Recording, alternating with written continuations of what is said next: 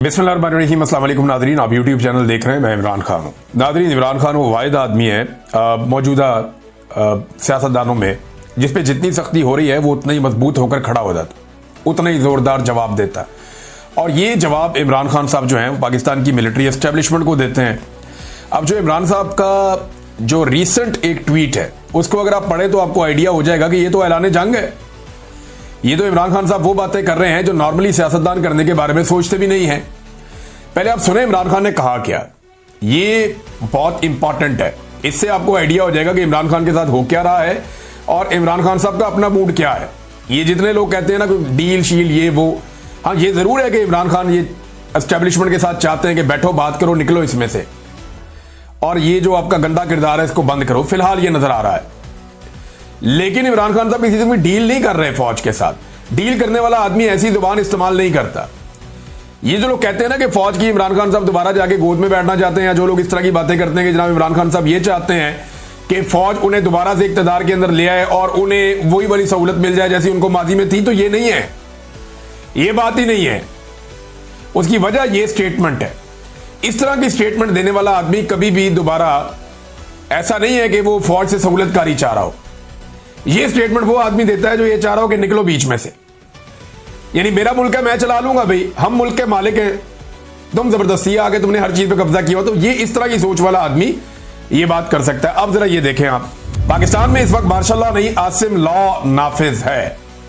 ये डील करने वाला बंदा ये बात करता है। इमरान खान साहब के अपने ट्विटर हैंडल से ये लिखा गया है, मुल्क में आसिम मुनीर का कानून चल रहा है और आईएसआई उसे तहफ़्फ़ुज़ दे रही है। जो चीज आसिम मुनीर को ताकत देती है वो इस मुल्क का कानून बन जाता है। आसिम मुनीर अपनी ताकत के लिए मुल्क की हर चीज की कुर्बानी देगा। ये आर्मी चीफ फौज की बदनामी करवा रहा है जैसा कि याह्या खान ने किया था।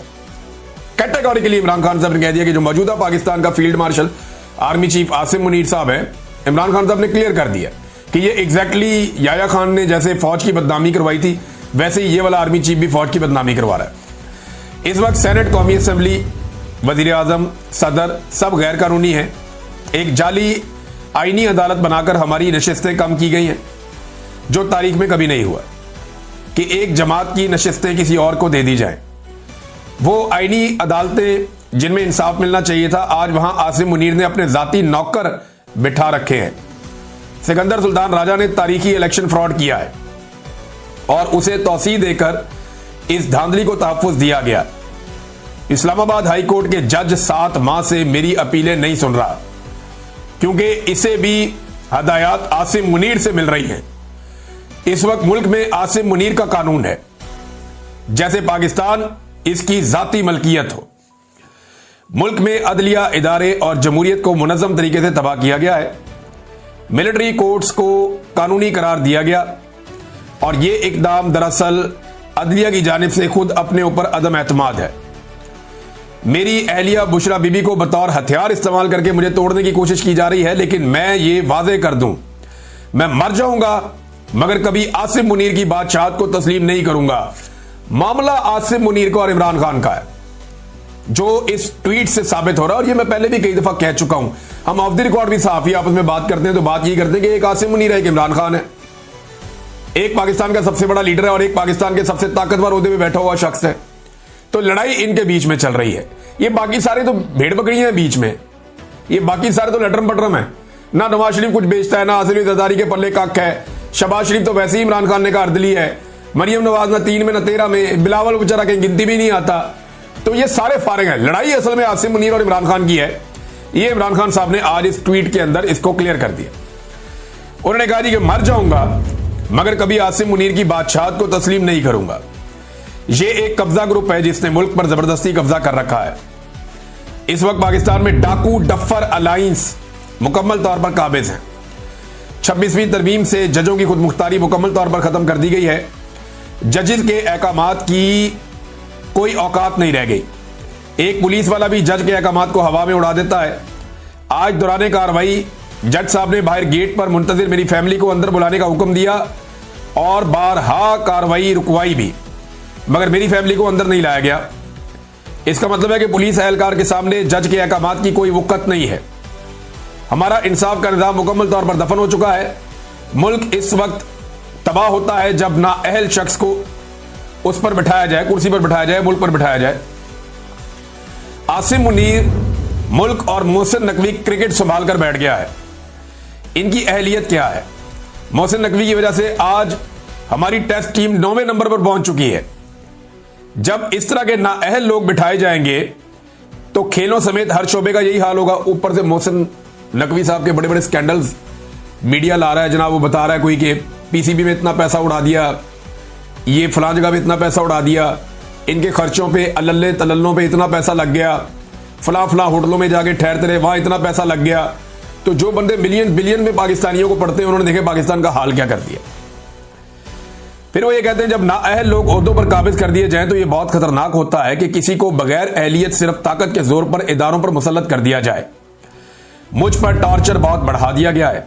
मुझे 22 घंटे सेल में कैद तन्हाई में रखा जाता है। मैं आपको पहले भी बता चुका हूं और ये कानून है, सिर्फ पाकिस्तान में नहीं, आलमी सतह पे भी। अगर किसी को कैद तन्हाई में डाला जाता है तो ये अदालत के अहकामात पे हो सकता है, क्योंकि कैद तन्हाई आज खुद एक सजा है। तनहा किसी बंदे को या कैदी को रखना ये एक बड़ी खौफनाक सजा होती है और ये सजा किसी अदालत के हुक्म के बगैर नहीं दी जा सकती, जो अदालत की इंफॉर्मेशन से बाहर इमरान खान साहब को दी जा रही है। वो ये कहते हैं कि 22 घंटे मुझे सेल में कैद तन्हाई में रखा जाता है, किताबें नहीं दी जा रही, हालात हादरा से बेखबर रखने के लिए ना ही अखबार दिया जा रहा है और ना ही टीवी देखने की इजाजत है। ये ना सिर्फ मकामी बल्कि आलमी इंसानी हकूक की बदतरीन पामाली है। आज जज के हुक्म पर 3 घंटे के बाद फकत एक किताब मुझे मुहैया की गई है, जबकि मेरी फैमिली ने गुज़िश्ता 1.5 माह के दौरान कम से कम 2 दर्जन किताबें भिजवाई हैं। जब से जेल सुपरिटेंडेंट गफूर अंजुम आया है, मुझ पर टॉर्चर बहुत बढ़ा दिया गया है। ये तमाम टॉर्चर इसकी सरबराही में किया जा रहा है। हम पाकिस्तान में अमन चाहते हैं। पाकिस्तान में इस वक्त जो भी अमन के साथ खड़ा है, अमन मार्च कर रहा है, हमें इसके साथ भरपूर यकजहती दिखानी चाहिए। आज 7 माह हो गए मुझे अपने बच्चों से बात नहीं करने दी गई है। ये उनका हक है कि वो अदालत में जाएं और मैंने खुद अपने बेटों को कहा है कि वो इंसानी हकूक की बुनियाद पर आलमी अदालत से रुजू करें। वो अमेरिका में किसी से मदद नहीं मांग रहे, बल्कि अपने हकूक के लिए आवाज बुलंद कर रहे हैं। जब सदर ट्रंप की हुकूमत आई तब भी मैंने यही कहा था कि पाकिस्तान के फैसले पाकिस्तान में होंगे। ये बात मैं भी आपको बार बार कहता रहा हूं कि ये जरूर एक हुकूमत आई है और उसने दावा भी किया कि जनाब हम ये खत लिखने लगे हैं या हम वो फोन कर रहे हैं या हमने पैगाम पहुंचा दिया है, और ये चीजें उन्होंने ओवरसीज पाकिस्तानियों को, बड़े इंपॉर्टेंट और बड़े मोतबर लोग हैं जिनको बताई और उन्हें वो चीजें शेयर भी की।